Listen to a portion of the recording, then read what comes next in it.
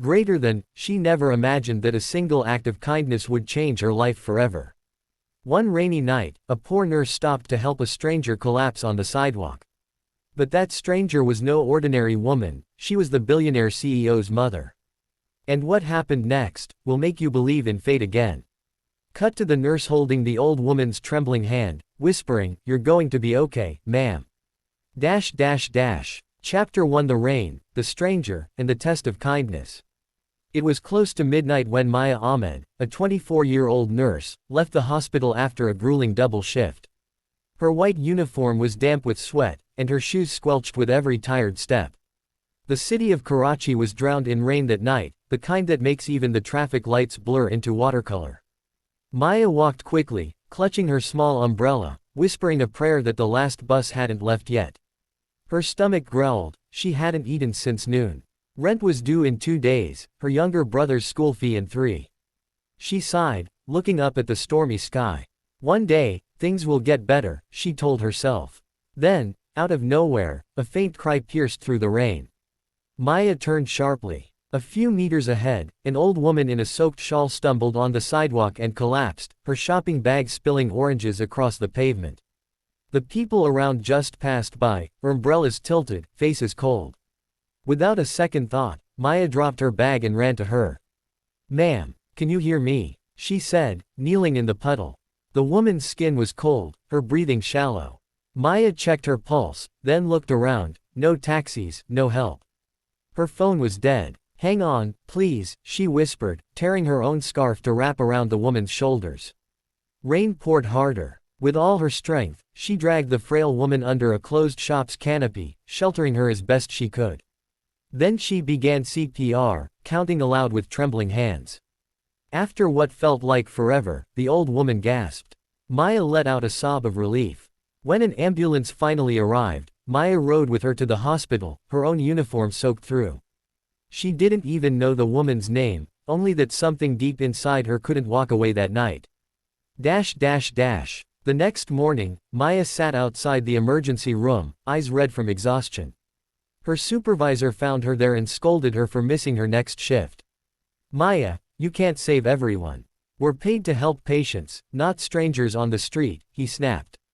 But Maya only replied softly, "If we only help when we're paid to, then what's the point of being human?" She didn't know that her words were being overheard by a tall man in an expensive black coat standing at the reception desk.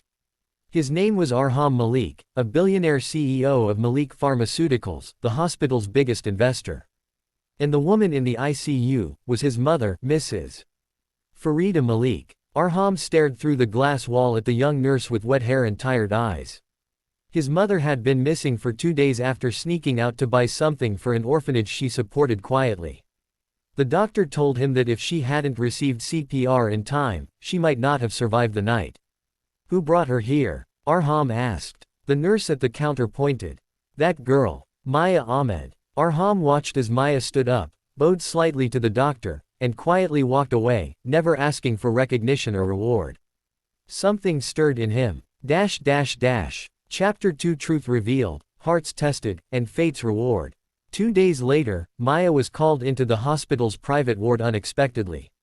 She thought it was another shift assignment, but when she walked in, her heart skipped. On the bed sat the same old woman she had saved, now smiling, her face glowing with gratitude. And beside her stood the same man she'd seen on billboards, Arham Malik, Pakistan's youngest billionaire CEO. Maya froze. "Miss Maya," Arham began, his deep voice calm yet commanding, "this is my mother. She told me everything. You saved her life that night. I owe you a debt I can never repay." Maya shook her head immediately. "Please, sir, no debt. I only did what anyone should do." "Anyone?" Farida Malik chuckled softly. "My dear, hundreds walked past me that night. Only you stopped. That tells me something about your heart." Maya smiled awkwardly, not knowing what to say. She was used to patients thanking her, but this was different. Arham noticed the calluses on her hands, the worn-out shoes peeking under her scrubs, and the quiet dignity in her voice. Something about her sincerity disarmed him. "Tell me," he asked gently, "what's your biggest dream?" Maya hesitated. "To open a small free clinic one day, for the poor." So no one's mother, no one's child, has to die because they couldn't afford treatment. Farida's eyes glistened. She looked at her son with a knowing smile. A week later, Maya returned home to find a letter slipped under her door. It had no sender's name, just a golden seal. Inside was a simple note. Greater than, the world needs more hearts like yours. Consider this the first step toward your dream. And beneath it, a certificate of donation worth 10 million rupees, granted in her name, to establish the Maya Free Medical Center, sponsored by Malik Pharmaceuticals. Maya sank to her knees, tears streaming down her face.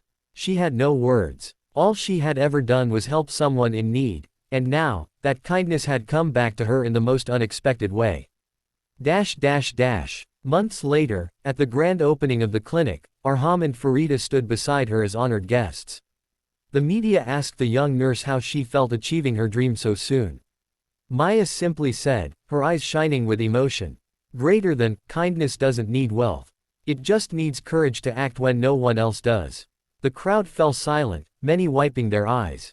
Arham watched her from the side, admiration and respect clear in his gaze. And as the camera zoomed out on the three of them standing in front of the new clinic, the voiceover closed with the same haunting line from the beginning. Greater than, she never knew that the old woman she helped would change her life forever. Sometimes, one small act of kindness opens the door to miracles.